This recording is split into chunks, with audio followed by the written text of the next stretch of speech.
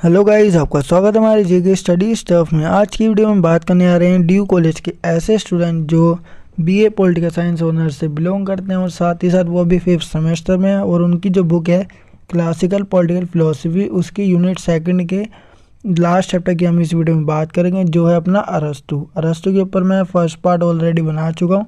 अगर आपने वो वीडियो नहीं देखी है तो ऊपर आपको आई बटन दिख जाएगा, वहाँ पे क्लिक करके आप वीडियो की प्लेलिस्ट को ओपन करके वीडियो को देख सकते हैं।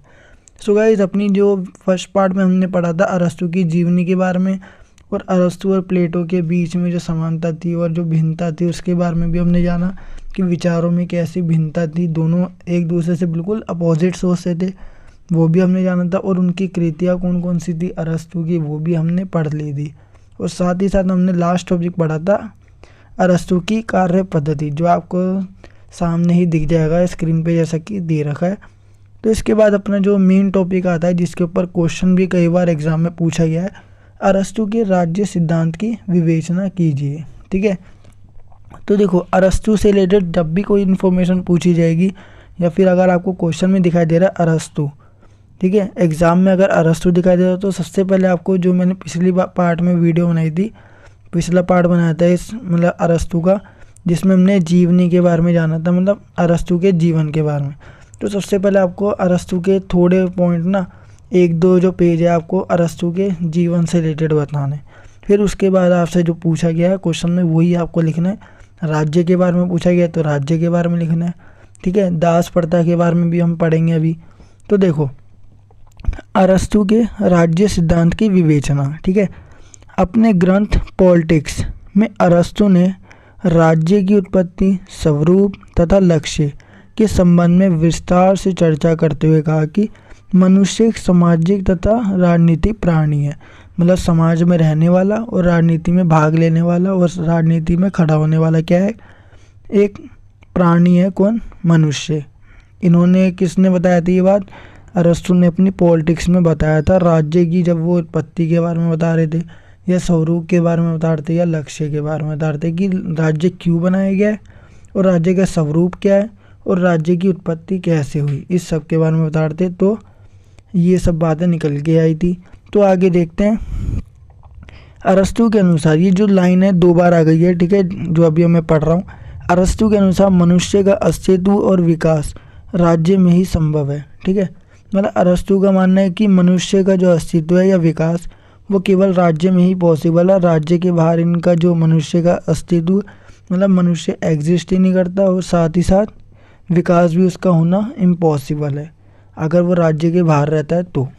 ठीक है, और यूनान के सोफिस्टों का मानना था कि राज्य मनुष्य निर्मित, ठीक है, राज्य मनुष्य निर्मित कृत्रिम संस्था है। मतलब राज्य जो है वो मनुष्य के द्वारा बनाया गया। कृत्रिम कभी भी वर्ड आता है तो इसका मतलब होता है ऐसी संस्था जो मनुष्य द्वारा बनाई गई है। मतलब कृत्रिम को देख के आप कह सकते हो ह्यूमन मेड, ठीक है, या ह्यूमन बिल्ड। ठीक है, जिसको किसने बनाया? ह्यूमन ने बनाया, उसके लिए हम कृत्रिम वर्ड का यूज़ करते हैं। परंतु अरस्तु सोफिस्टों के इस विचार को खंडन, मतलब कि ना मानते हुए, राज्य को एक ऐसी स्वाभाविक संस्था मानते हैं जो एक ऐतिहासिक विकास का परिणाम है। मतलब ये हिस्ट्री के द्वारा ही क्या हुई है, डेवलप हुई है। राज्य को ऐसा मानते कौन? अरस्तु। लेकिन कुछ लोगों का मानना जैसे सोफिस्टो है, ठीक है, और अरस्तु राज्य को एक सामूहिक संगठन मानता है और व्यक्ति को उसकी एक इकाई मानता है जिसको राज्य से अलग नहीं किया जा सकता।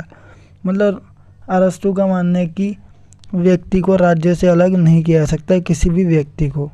ठीक है, और साथ ही साथ बताया गया कि संक्षेप में कह सकते हैं कि अरस्तु ने व्यक्ति को राज्य में मिला लिया है। ठीक है, मतलब बिल्कुल राज्य में मिला दिया है। व्यक्ति और राज्य एक तरीके से एक सिक्के के 2 पहलू है। ठीक है, तो हम ये कह सकते हैं कि व्यक्ति के बिना राज्य संभव नहीं है और राज्य के बिना व्यक्ति संभव नहीं है। तो ऐसा ही मानना है अरस्तु का। ठीक है, तो आगे देखते हैं राज्य की उत्पत्ति। राज्य की उत्पत्ति के बारे में भी अरस्तु ने बहुत कुछ कहा है। ठीक है, उसके बारे में भी हम जिक्र करते हैं, देखते हैं क्या बताया इन्होंने। तो राज्य की उत्पत्ति में बताया गया कि अरस्तु ने राज्य की उत्पत्ति के बारे में अभी चल रहे समझौता सिद्धांत और देवीय सिद्धांत का खंडन, मतलब उसको इंकारते हुए ये सिद्धांत या ये सिद्ध करने का प्रयास किया या ये कोशिश की राज्य एक ऐसी ऐतिहासिक विकास का परिणाम है जिसकी शुरुआत परिवार से होती है। ठीक है, मतलब राज्य की शुरुआत या राज्य की उत्पत्ति परिवार से होती है। ठीक है, सबसे छोटा परिवार। अरस्तु के अनुसार मनुष्य की दो मूलभूत आवश्यकताएं, मतलब ऐसी जरूरतें जो सबसे ज़्यादा मेन होती है उसको हम बोलते हैं मूलभूत या बुनियादी आवश्यकताएं। ठीक है, अरस्तु के अनुसार मनुष्य की दो मूलभूत आवश्यकताएं होती है, भौतिक आवश्यकता और प्रजनन की आवश्यकता। भौतिक आवश्यकता की पूर्ति, देखो दो आवश्यकता होती है, एक भौतिक और एक प्रजनन। तो देखो भौतिक आवश्यकता क्या होती है, उसमें बताया गया है कि भौतिक आवश्यकताओं की पूर्ति के लिए वह दास के संपर्क में आता है। ठीक है, तथा प्रजनन की आवश्यकता के कारण स्वामी और स्त्री परस्पर एक दूसरे के संपर्क में आते हैं। इस प्रकार स्वामी स्त्री और दास, ठीक है, स्वामी स्त्री और दास से पहला सामाजिक संगठन कुटुंब का निर्माण होता है। कुटुंब से गांव का और गांव से राज्य की उत्पत्ति होती है। तो परिवार, फिर परिवार की दो मूलभूत आवश्यकताएं होती है, प्रजनन और भौतिक। तो भौतिक में दास आते हैं जो क्या करता है, स्वामी उससे काम करवाता है। और प्रजनन मतलब कि स्त्री और स्वामी दोनों एक दूसरे के संपर्क में आते हैं। तो इस प्रकार क्या होता है, राज्य कैसे बनता है, दास और स्त्री और स्वामी। तो ये तीनों मिलके क्या करते हैं, सबसे पहले सामाजिक संगठन कुटुंब का निर्माण करते हैं और कुटुंब से गांव बनता है, फिर ऐसे गांव से राज्य बन जाता है। अरस्तु ने अपने राज्य की उत्पत्ति के सिद्धांत को कुछ मूलभूत मान्यताओं पर खड़ा किया है। तो देखो राज्य की उत्पत्ति के बारे में इतनी इन्फॉर्मेशन थी। तो देखो अब आगे जो हम पढ़ेंगे वो है राज्य का विकास। अरस्तु का मानना है कि देखो आप जो ऊपर वाला जो मैंने टॉपिक बताया उसको आप यहाँ पे भी ख़त्म कर सकते हो। कुटुंब से ग्राम, ग्राम मतलब होता है गांव, और गांव से राज्य की उत्पत्ति होती है। आप यहाँ पे भी इसको ख़त्म कर सकते हो वाले टॉपिक को। ये जो नीचे वाला है वेस्ट भी हो सकता है, कोई दिक्कत नहीं है, आप लिखो या मत लिखो दोनों बराबर होगा।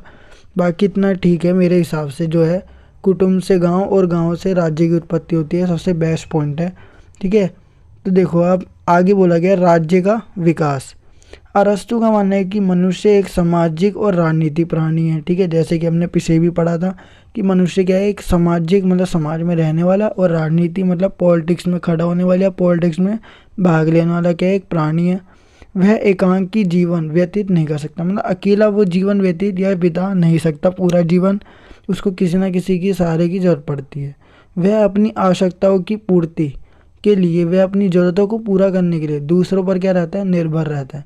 जैसे कि बहुत से लोग हैं या फिर बहुत से क्या सभी लोग किसी न किसी चीज़ पे डिपेंड रहते हैं अपने जीवन के लिए। ठीक है, जैसे कि हम पेड़ पौधे पे भी डिपेंड रहते हैं, क्योंकि उनसे क्या मिलता है, हमें फल फ्रूट वगैरह या खाने को मिलता है, तो हम उन पर निर्भर रहते हैं। ये साइंटिफिक जाएगा। इसके अंदर देखते हैं क्या बताया गया है।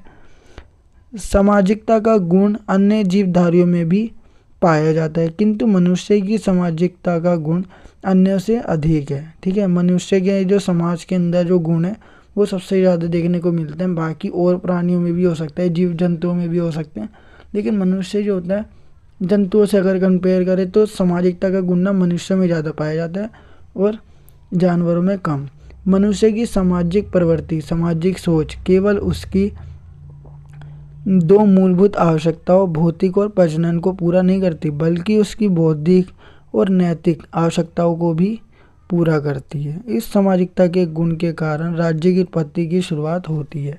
ठीक है, बौद्धिक और नैतिक इन जरूरतों को पूरा करने की, मतलब ये पूरा भी करती है, सामाजिकता के गुण के अंदर ये भी आ जाएंगे। ठीक है, दो मूलभूत आवश्यकताएं भौतिक और प्रजनन थी, और उसके साथ साथ बौद्धिक और नैतिक आवश्यकता भी आ सकती है। ठीक है, लेकिन दो मूलभूत आवश्यकता अपनी मेन है, भौतिक और प्रजनन। अगर दो मूलभूत आवश्यकता जब आप लिखोगे तो आप लिखना है भौतिक आवश्यकता और प्रजनन आवश्यकता, ये दोनों इंपॉर्टेंट है, बाकी वो क्या है, अदर है।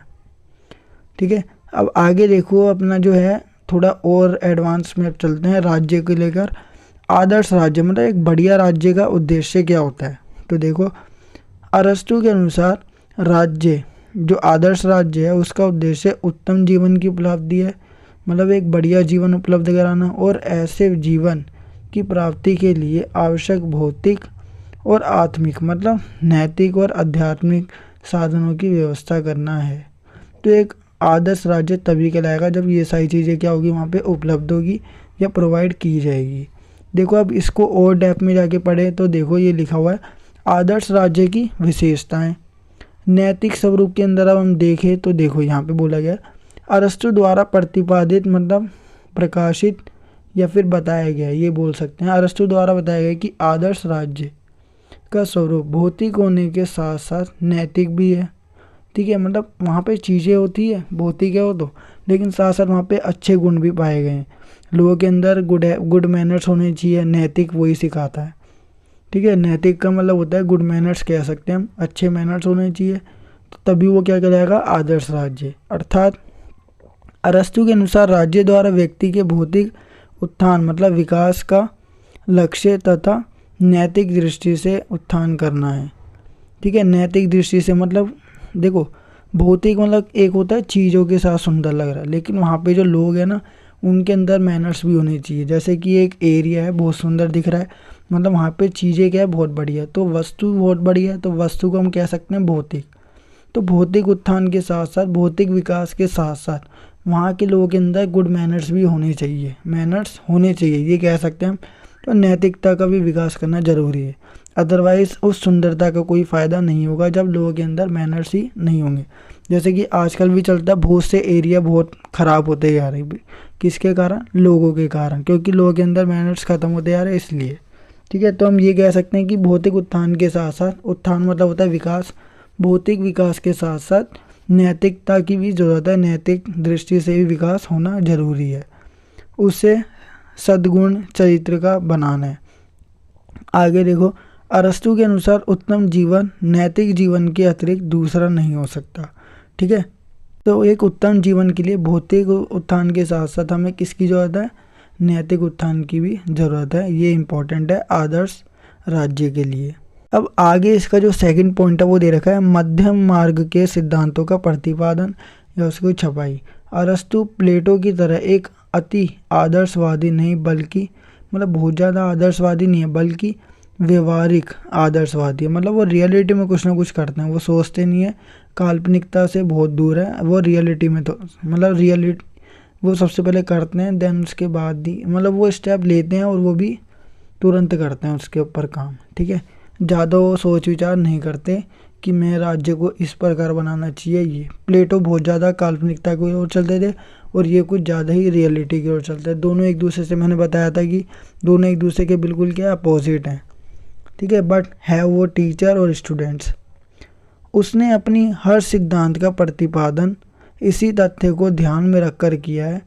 ठीक है, व्यवहारिक होने के नाते मतलब रियलिटी होने के नाते, इसलिए उसने मध्यम मार्ग के सिद्धांत का प्रतिपादन किया है।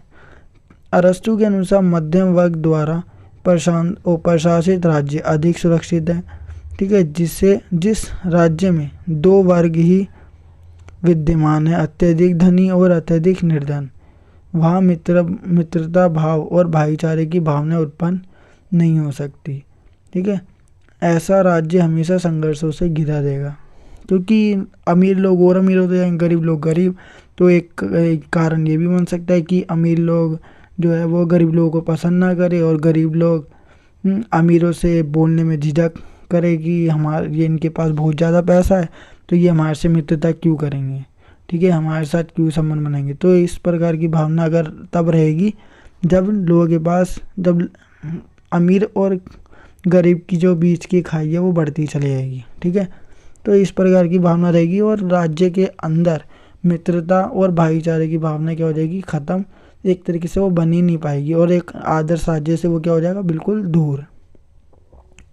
लेकिन एक आदर्श राज्य के लिए इम्पोर्टेंट है कि वहाँ पे सभी के बीच में मित्रता और भाईचारा होना चाहिए।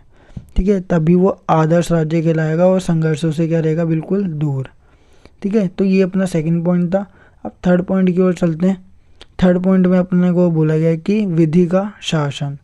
अरस्तु का आदर्श राज्य हमेशा एक संवैधानिक किया विधि अनुसार प्रशासित राज्य है। ठीक है, अरस्तु के अनुसार प्रत्येक अच्छे या आदर्श राज्य में अंतिम संप्रभु विधि होनी चाहिए, मतलब कानून होने चाहिए उधर, बुद्धिमान से बुद्धिमान व्यक्ति भी नहीं। वह कहता है व्यक्ति के शासन की तुलना में विधि का शासन श्रेष्ठ होता है, क्योंकि विधि ऐसा विवेक है जिस पर व्यक्ति की इच्छा का प्रभाव नहीं पड़ता। ठीक है, मतलब कानून जो है ना, कानून के तहत वो कोई भी अपनी इच्छा नहीं चला सकता, कि वो कोई गलत काम कर ही नहीं सकता। ठीक है, अगर उस पर कोई कानून बन रखा है तो वो अपनी ज़्यादा इच्छा नहीं चला सकता, एक लिमिट में रह के ही वो अपनी इच्छा को पूरा कर सकता है।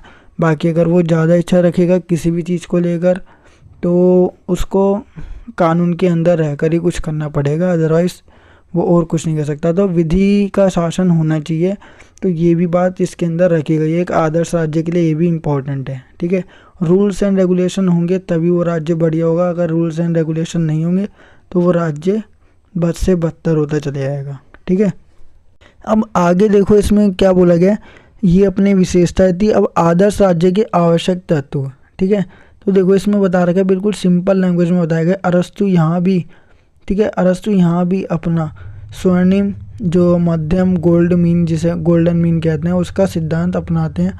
पहले इसमें बताया गया है जनसंख्या। प्लेटो की तरह अरस्तु आदर्श राज्य की कुल जनसंख्या तो निर्धारित नहीं करता, लेकिन इन दृष्टि के से मध्यम मार्ग का अनुसरण, मतलब कॉपी करते हुए वह कहते हैं कि राज्य की जनसंख्या प्रबंधकीय दृष्टि से अनुकूल होनी चाहिए। वह ना तो इतनी अधिक होनी चाहिए कि शासन व्यवस्था को बनाए रखना संभव ना हो, और न इतनी कम कि राज्य निर्भरता का लक्ष्य प्राप्त ना कर सके।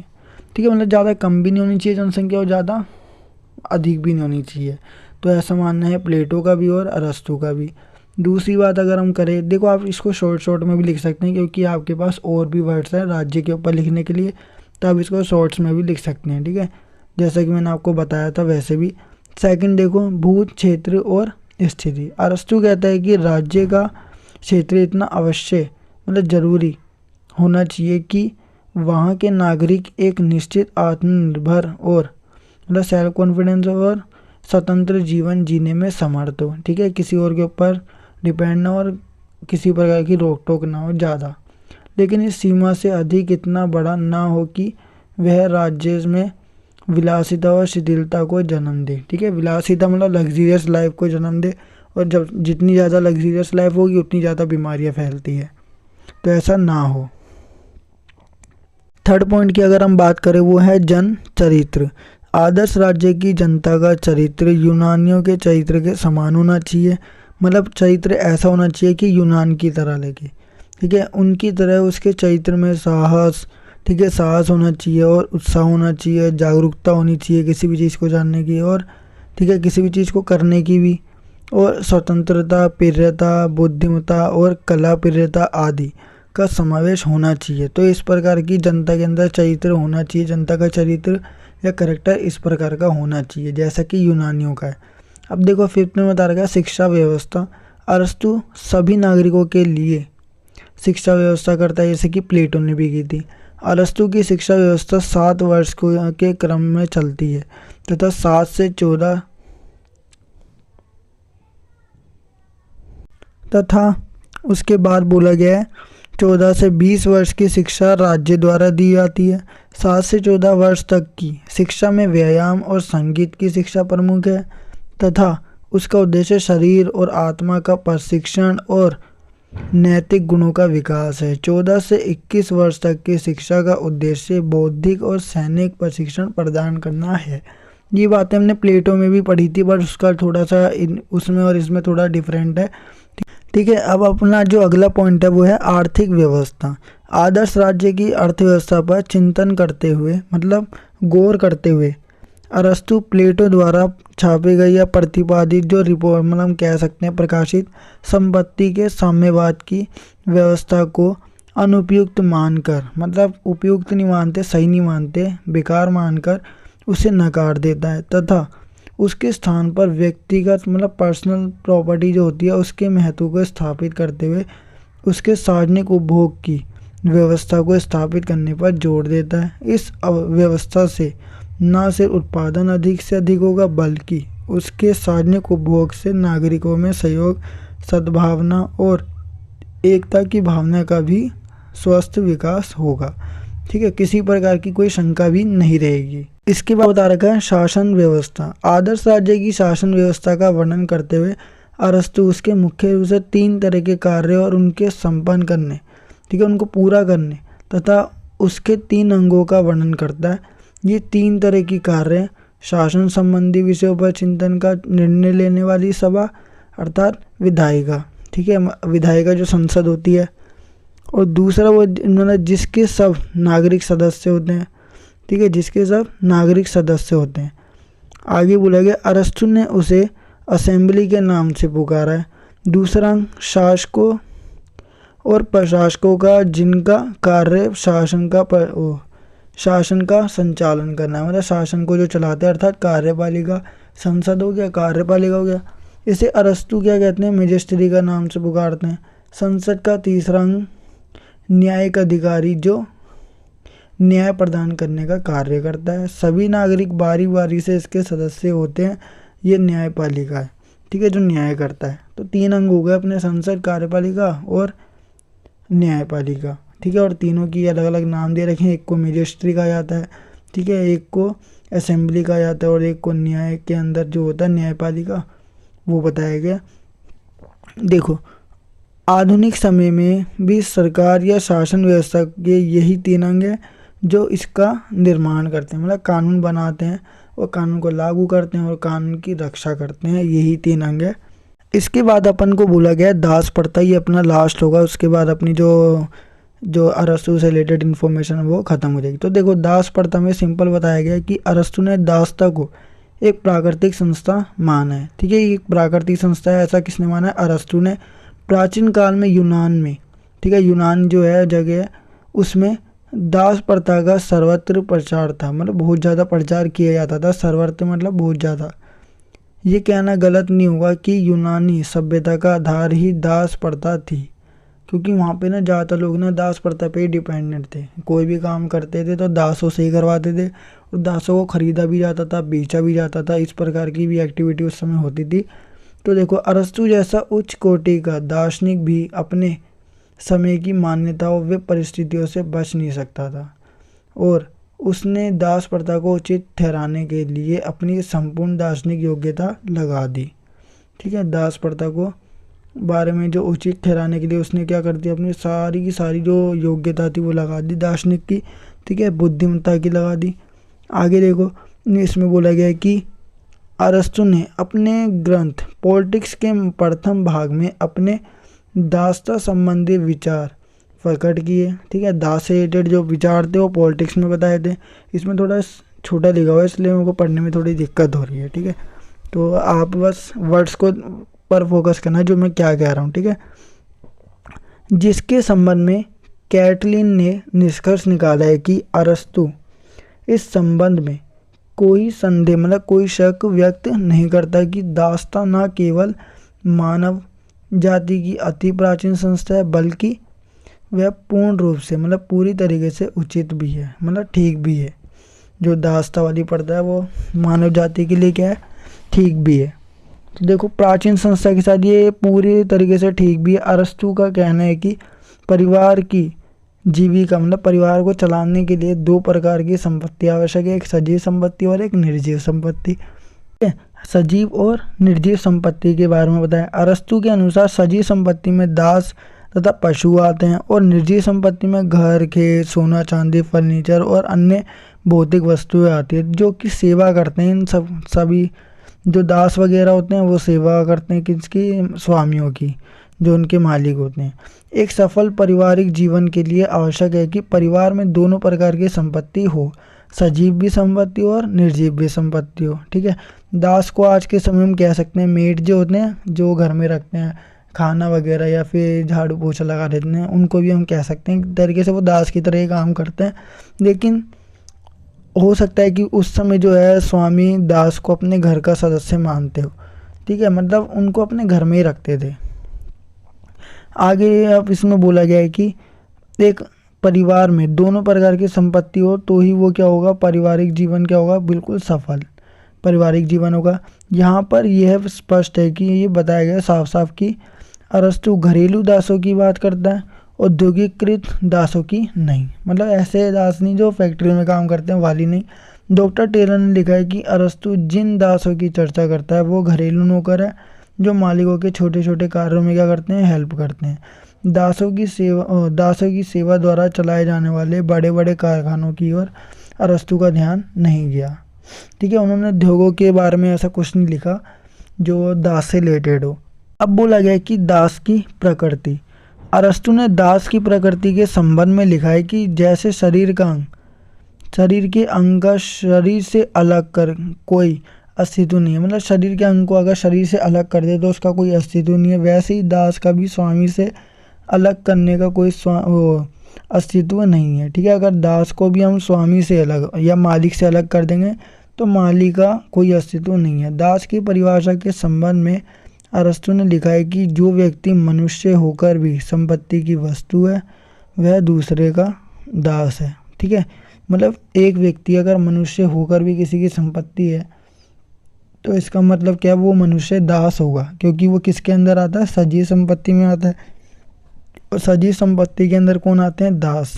ठीक है, और साथ साथ हम ये भी कह सकते हैं वो पशु भी हो सकता है। ठीक है, जो सजीव के अंदर आता है। तो दास की बात हो रही है क्योंकि हम मनुष्य की बात कर रहे थे इसमें। आगे बोला गया इसमें अरस्तु द्वारा दास प्रथा के समर्थन के आधार। ठीक है, समर्थन के आधार बताने, अप्रिशिएट किस किस ने किया था वाले। अरस्तु दास प्रथा का समर्थन निम्नलिखित आधार पर करते हैं। अरस्तु ने इसके बारे में कुछ समर्थन भी किया कि दास प्रथा बहुत बढ़िया है। दास प्रथा प्राकृतिक, इसके बारे में बताया गया कि देखो इसमें बताया गया कि अरस्तु का विश्वास है कि कुछ स्वतंत्र उत्पन्न होते हैं, कुछ आज़ादी उत्पन्न होती है, व कुछ जन्म से दास। ठीक है, मतलब कुछ लोग क्या होते हैं, स्वतंत्र उत्पन्न होते हैं, मतलब किसी का जन्म जो है बिल्कुल आज़ादी से होता है, और कुछ क्या होता है, जन्म से ही दास होते हैं। बात समझ आई। इसका मतलब ये बताया है कि अरस्तु का विश्वास ये है कि कुछ लोग जन्म से ही दास होते हैं, और कुछ लोग जन्म होने के बाद कुछ साल बाद जब काम नहीं मिलता तो दास बन जाते हैं। ठीक है, या फिर उनके अंदर कोई स्किल नहीं होती तो उनके पास एक ही काम रह जाता है, दूसरों को क्या करना, काम करना, और दूसरों का काम करते करते वो दास कहलाने लग जाते हैं। अरस्तु का कहना है कि प्रकृति स्वयं कुछ लोगों को इस ढंग से बनाती है कि उनमें बुद्धि का अभाव होता है, मतलब बुद्धि की क्या होती है, कमी होती है। तो प्रकृति इस ढंग से मनुष्य को बनाती है, परंतु उनमें शारीरिक बल होता है, उनके अंदर क्या होता है, बॉडी के अंदर पावर होती है। वे स्वतंत्र रूप से ना तो सोच सकते हैं और ना ही कोई निर्णय ले सकते हैं। दूसरे कुछ लोग स्वभावतः इस योग्य होते हैं कि वे शासन का कार्य कर सके, मतलब कुछ लोग शासन का कार्य भी कर सकते हैं। ठीक है, कुछ लोग इस योग्य होते हैं, उनमें बौद्धिक प्रतिभा होती है, मतलब बुद्धि का विकास भी होता रहता है। इस प्रकार के दोनों लोगों का साथ रहना न केवल आवश्यक है बल्कि दोनों के लिए लाभदायक भी है। ठीक है, एक के पास बुद्धि और दूसरे के पास बुद्धि नहीं है तो दोनों शेयर कर सकते हैं और नॉलेज गेन कर सकते हैं। तो एक तरीके से दोनों का साथ में रहना बिल्कुल आवश्यक है। अब बोला गया है दूसरे में दास प्रथा आवश्यक क्यों है। अरस्तु का मानना है कि अरस्तु का मत भी है कि वह राज्य जो दास प्रथा पर आधारित नहीं है वह स्वयं दास होता है। ठीक है, देखो ऐसा राज्य जो दास प्रथा पर आधारित नहीं है, दास पर वही नहीं करता, भरोसा नहीं करता, वह स्वयं दास होता है।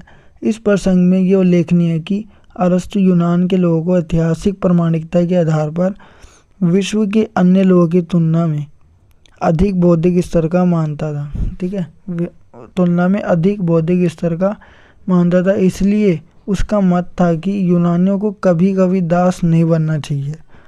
अरस्तु का मानना ये भी था कि दूसरे राज्य के नागरिक अल्प बुद्धि के हैं, मतलब दूसरे राज्य के अंदर जो भी लोग हैं वो उनके पास बुद्धि है लेकिन कम, इसलिए यूनानी जो है उनके स्वामी हैं और राज्य में उद्योग व्यापार आदि का कार्य सही दास करेंगे जो परिवार के सदस्य के साथ रहते हैं। ठीक है, बाकी इसमें ज़्यादा कुछ नहीं है, आप इसको स्किप भी कर सकते हैं क्योंकि ये ज़्यादा इम्पोर्टेंट नहीं है, इसलिए मैंने इसको सही से डिफाइन भी नहीं किया। बट आप इतना है कि जो मैंने इससे पहले डिस्क्राइब किए थे वाले दास से रिलेटेड पॉइंट वो लिख सकते हो। अरस्तु ने दासता के दो प्रकार बताए, एक स्वाभाविक दासता और एक कानूनी दासता। ठीक है, जैसा कि ऊपर कहा जा चुका है स्वाभाविक दासता में बता रहे हैं। अरस्तु का मत है कि कुछ मनुष्य स्वभाव से ही दास होते हैं, यही स्वाभाविक दासला है। ठीक है, स्वाभाविक दासला है तो कुछ लोग जब क्या होते हैं स्वभाव से ही दास होते हैं, ठीक है, जिनका स्वभाव ही यही है कि दास बनना चाहिए तो बन जाते हैं, तो ये स्वाभाविक दासता भी हम कह सकते हैं इसे। कानूनी दासता, इस प्रकार के दास वे लोग होते हैं जो युद्ध में विजयी राज्य द्वारा बंदी बना लिए जाते हैं। देखो जैसे मान के चलो एक युद्ध हुआ जिसमें क्या हो रहा है, लड़ाई हो रही है, अब उसके बाद कोई ना कोई तो जीतेगा, जो जीत जाता है वो हारने वाले से क्या करता है, कुछ ना कुछ मांगता है। तो वो हारने वाले से भेंट में कुछ भी मांग, मतलब जीत में कुछ भी मांग सकता है, चाहे वो दास हो, घोड़े हो या हथियार हो, कुछ भी मांग सकता है, जो उसकी पावर है वो भी, ठीक है। तो इस प्रकार की कानूनी दासता के अंदर आते हैं जब युद्ध में विजयी राज्य द्वारा बंदी बना लिए जाते हैं, तो उसके अंदर कानूनी दासता हम कह सकते हैं। जो भी दास आते हैं एक जीत के रूप में जो तोहफा मिलता है वो, ठीक है। दासता के संबंध में अरस्तु की कुछ मान्यता भी है, तो वो देखो, अरस्तु दास प्रथा को पैतृक नहीं मानता, मतलब ये पिता के बाद पुत्र ये ऐसा नहीं मानते, ठीक है, कि पिता के बाद पुत्र ही दास बनेगा फिर उसके बाद उसका पुत्र बनेगा, ऐसा नहीं मानते। दास प्रथा का आधार गुणों के अनुसार होता है, मतलब अगर उसके एक व्यक्ति के अंदर दास बनने के गुण है या फिर वो किसी स्वामी का कार्य करने के काबिल है तो वो कर सकता है, लेकिन इनके अंदर बुद्धि की कमी होती है बस, और कुछ नहीं। स्वामी को दास के साथ शिष्टता का व्यवहार करना चाहिए, मतलब स्वामी, देखो दास के पास बुद्धि नहीं होती, ठीक है, जैसा कि बताया गया दास की विशेषता भी है, पीछे लिखी हुई थी जो मैंने पढ़ी थी अभी, ठीक है। तो दासों के पास ना बुद्धि क्या होती है, कम होती है, तो स्वामी को ना उनके साथ शिष्टता, मतलब उनको अच्छी अच्छी बातें सिखानी चाहिए और उनके साथ बुद्धि वाली बातें करनी चाहिए ताकि उनका बौद्धिक विकास हो सके, जो भी दास है उनका, ठीक है। तो ये थी अपनी दास प्रथा से रिलेटेड जो अपनी राज्य के अंदर आती है। आई होप गाइस आपको ये वीडियो जरूर पसंद होगी। अगर आपको ये वीडियो पसंद आए तो वीडियो को लाइक शेयर कमेंट करना बिल्कुल ना भूलिए, और साथ ही साथ अगर आप हमारे चैनल पर नए हो तो चैनल को सब्सक्राइब एंड बेल नोटिफिकेशन भी क्लिक करके आप हमारी आने वाली हर वीडियो की नोटिफिकेशन तुरंत पा सकते हैं। सो गाइस मिलते हैं नेक्स्ट वीडियो के साथ। So thanks for watching this video.